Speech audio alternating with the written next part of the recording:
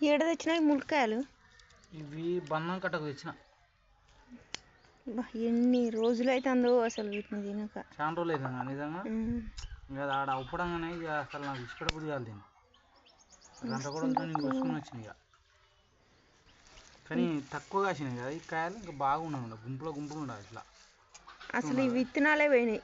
ఇంక ఇప్పుడు ఏదో దొరికింది అట్లా మనకి. కానీ సంవత్సరానికి ఒక్కసారి అయినా తినాలంటే ఇవి ఆదొండకాయలు బాగుంటుంది.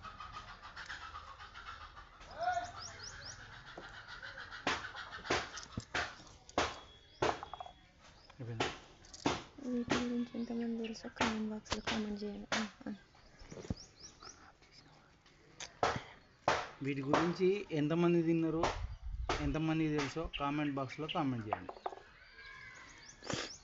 ఓకేనా ఫ్రెండ్స్, బాయ్.